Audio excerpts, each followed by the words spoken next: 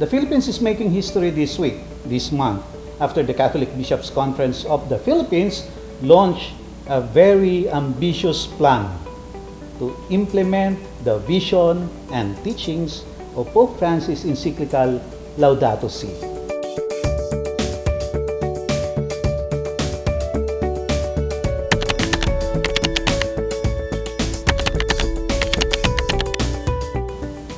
With us today is Bishop Jose Colin Bagaforo, the chairman of the Episcopal Commission for Social Action, Justice and Peace, Caritas Philippines of the Catholic Bishops' Conference of the Philippines.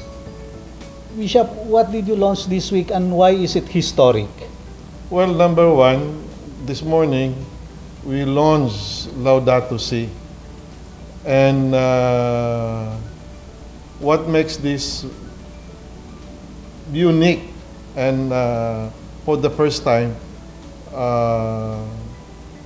never seen in any countries, was the aspect of cooperation and togetherness of all the commissions of the CBCP. What took you so long? The encyclical Laudato Si was launched in 2015.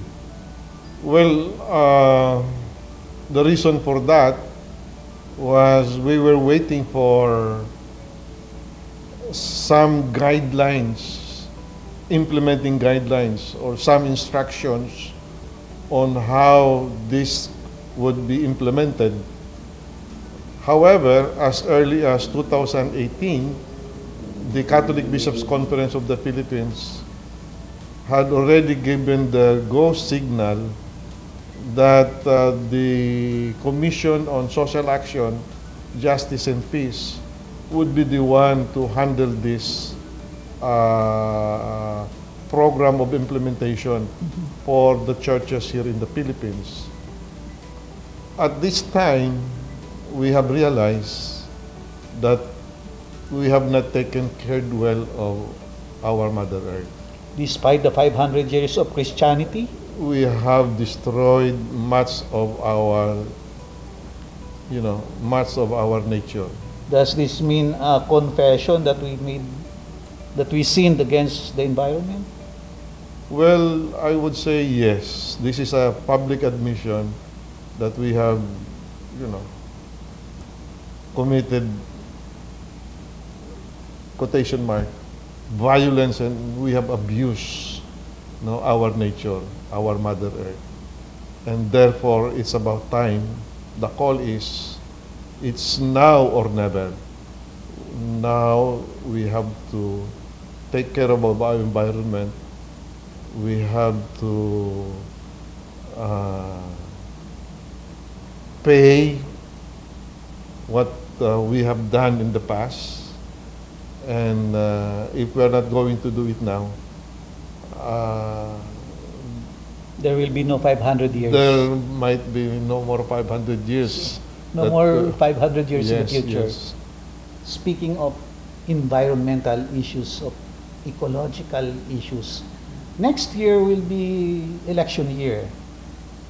Do you think there is a need for us to recycle, reuse, or look for new candidates who might lead this country into a more ecologically viable, I think the issue is not whether or not we will look for new candidates, new political leaders, or whether or not we will put them in the old ones in their own position. But I think the most important one is the programs of government on how they would be able to present to us solutions to many of our problems.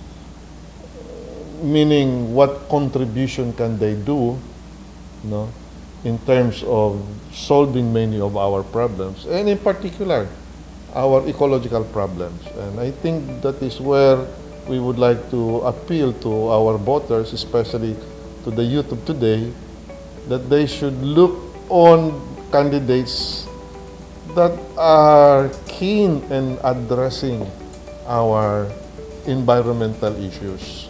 And if they are to make a choice, I would like to encourage them that they would look for candidates that would really address our number one problem now that might destroy our future, which is our ecology. I might as well reuse, recycle, and reduce so that you will vote for me next year. Are you running for any position next year? I think I will be running outside to To reduce, yes. that's right. Oh, correct. Daghang salamat, Bishop. And, Why isa pa yan. And thank you very much also.